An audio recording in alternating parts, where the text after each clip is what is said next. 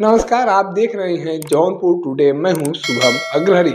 साथियों, जैसा आप सभी को पता है कि बिहार में विधानसभा चुनाव का दौर चल रहा है। आने वाले 6 नवंबर को पहले चरण का मतदान किया जाना है।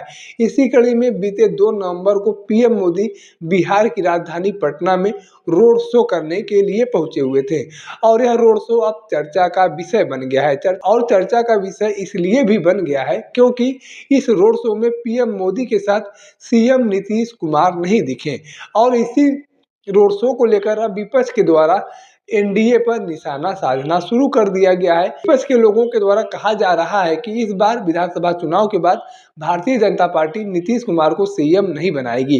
प्रधानमंत्री मोदी जी आते हैं, पटना में इतना बड़ा रोड शो करते हैं, लेकिन नीतीश कुमार उस रोड शो में शामिल नहीं होते हैं। इससे जाहिर होता है कि इनसे कहीं न कहीं यह जाहिर होता है कि एनडीए में सब कुछ सही नहीं चल रहा है। और इसी बात को लेकर अब केंद्रीय मंत्री चिराग पासवान के द्वारा प्रतिक्रिया दी गई है और बताया गया है कि एनडीए में सब कुछ सही चल रहा है, यह हमारे रणनीति का हिस्सा है। बिहार चुनाव प्रचार को लेकर हर कोई अपनी बखूबी भूमिका निभा रहा है और जिसको जहां जहां पर मौका मिल रहा है वह वहां जाकर चुनाव प्रचार प्रसार कर रहा है। चाहे एनडीए के घटक, चाहे भारतीय जनता पार्टी के लोग हों, चाहे जेडीयू के लोग हों, उनको अलग अलग क्षेत्रों में जिम्मेदारी दी गई है। वह अपने अलग अलग क्षेत्रों में जाकर चुनाव प्रचार प्रसार कर रही हैं। बड़ी बात यह है कि छठ पूजा और दीपावली की वजह से चुनाव प्रचार करने का समय कम मिला, उसके बाद मौसम का मार भी झेला गया है। ऐसे में कुछ कम टाइम मिला था चुनाव प्रचार करने के लिए। ऐसे में जिसको जिस क्षेत्र में मौका मिल रहा है वह उस क्षेत्र में लगा हुआ है और प्रधानमंत्री मोदी जी की रैली में, मोदी जी के रोड शो में अगर नीतीश कुमार शामिल नहीं होते हैं तो इसका कोई गलत मतलब नहीं निकाला जाना चाहिए। सीएम नीतीश कुमार भी जनता के बीच जाकर मिल रहे हैं, जनसभा कर रहे हैं, लोगों को संबोधित कर रहे हैं। ऐसे में हर कोई अपने अपने स्तर पर चुनाव प्रचार प्रसार कर रहा है। इस तरीके की बातें बेबुनियाद हैं। सीएम नीतीश कुमार अपने अलग विधानसभा क्षेत्रों में जो चुनाव प्रचार कर रहे हैं, पीएम मोदी अलग विधानसभा क्षेत्रों में चुनाव प्रचार प्रसार कर रहे हैं। अलग अलग पार्टी के नेता अलग अलग क्षेत्रों में जाकर चुनाव प्रचार प्रसार कर रहे हैं, जिससे हमारी रणनीति का हिस्सा है। विपक्ष के लोग हमारी रणनीति की गहराई को नहीं समझ पा रहे हैं। हमारे नीतीश कुमार भी जनता के बीच रोड के माध्यम से जाकर मिल रहे हैं। विपक्ष के ऐसे कितने नेता हैं जो बाई रोड जाकर जनता के बीच पहुंच रहे हैं और जनता के बीच मुलाकात कर रहे हैं।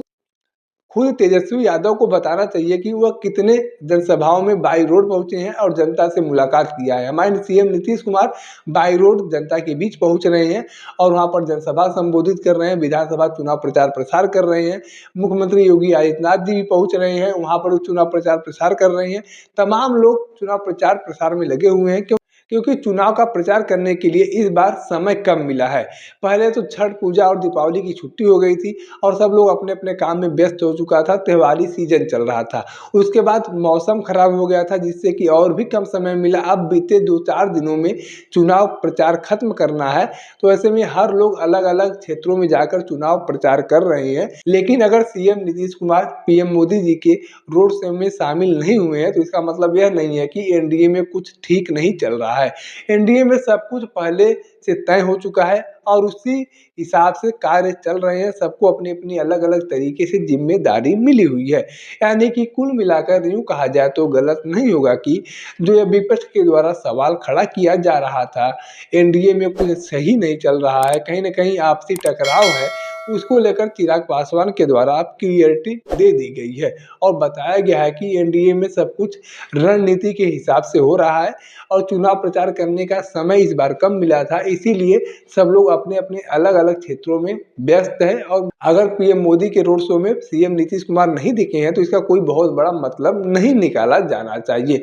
बाकी बिहार विधानसभा चुनाव को लेकर आपके पास कोई जानकारी है, कोई राय है तो आप कमेंट बॉक्स में लिख सकते हैं।